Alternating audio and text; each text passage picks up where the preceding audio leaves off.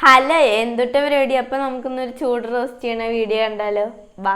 നന്നായി കഴുകി വെച്ചിട്ടുള്ള ചൂടയിലേക്ക് മുളകുപൊടി, മഞ്ഞപ്പൊടി, ഉപ്പ് ഇട്ട് കൊടുക്കാട്ടാ. മീനുകളൊക്കെ വറക്കാൻ മിക്സ് ചെയ്യണ പോലെ നമുക്ക് ഇത് മിക്സ് ചെയ്ത് കൊടുക്കാട്ടാ. എന്നിട്ട് 2 മിനിറ്റ് അവിടെ മാറ്റി വെക്കാം. അപ്പോഴേക്കും നമുക്ക് പാനൊന്ന് ചൂടാക്കിയിട്ട് അതിലേക്ക് വെളിച്ചെണ്ണ ഒഴിച്ചു കൊടുക്കാം. മസാല തേച്ച് വെച്ച മീൻ നമുക്ക് ചൂടായ എണ്ണയിലേക്ക് ഇട്ട് കൊടുക്കാം.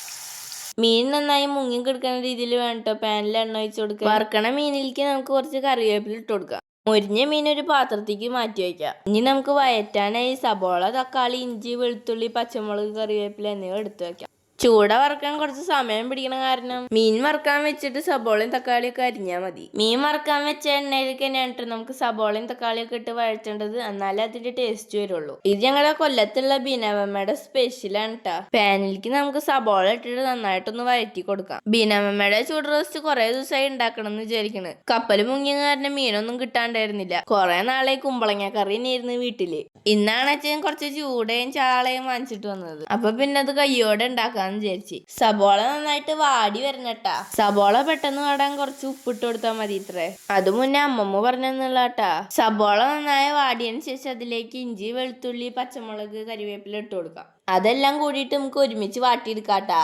ഇഞ്ചിയുടെയും വെളുത്തുള്ളിയുടെ ഒക്കെ പച്ചമണം മാറിയതിനു ശേഷം നമുക്ക് അതിലേക്ക് തക്കാളി ഇട്ട് കൊടുക്കാം. തക്കാളി വാടണ വരെ നമുക്ക് നന്നായിട്ടൊന്ന് വാട്ടി കൊടുക്കാട്ടാ. തക്കാളി വാടിയതിനു ശേഷം നമുക്ക് അതിലേക്ക് മുളക് പൊടി, മല്ലിപ്പൊടി, മഞ്ഞപ്പൊടി, മസാലപ്പൊടി ഇട്ട് കൊടുക്കുക. മസാലപ്പൊടികളൊക്കെ ഒന്ന് ചൂടാക്കിയിട്ട് ഇട്ട് കൊടുക്കണം കേട്ടോ നല്ലത്.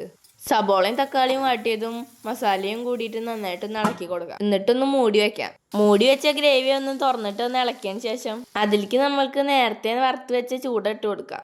ഗ്രേവി ഒന്ന് ചൂടയിൽ പിടിക്കണ വരെ നമുക്ക് ചട്ടകം വെച്ചിട്ടൊന്ന് ഇളക്കി കൊടുക്കാം. ചൂട് കിട്ടി നിങ്ങൾ എന്തായാലും ട്രൈ ചെയ്യേണ്ട ഒരു ഐറ്റാണ് കേട്ടോ അത്. മസാല പിടിക്കണ വരെ നമുക്ക് കുറച്ചു നേരം മൂടി വെച്ച് വേവിക്കാം. മസാല ഒക്കെ പിടിച്ചിട്ട് ആ മൂടി ഓർക്കുമ്പോഴുള്ള സ്മെല്ലുണ്ടല്ലോ, അത് കഴിഞ്ഞിട്ട് ഒരു പാത്രത്തേക്ക് സെർവ് ചെയ്തിട്ട് ചോറിന്റെ ഒപ്പോ പൊറോട്ടയുടെ ഒപ്പം എന്തിന്റെ കൂടെ വേണേലും കഴിക്കാം. അപ്പൊ നമ്മുടെ ചൂട് റോസ്റ്റ് ആണെന്ന് നമുക്കൊന്ന് ട്രൈ ചെയ്ത് നോക്കാം.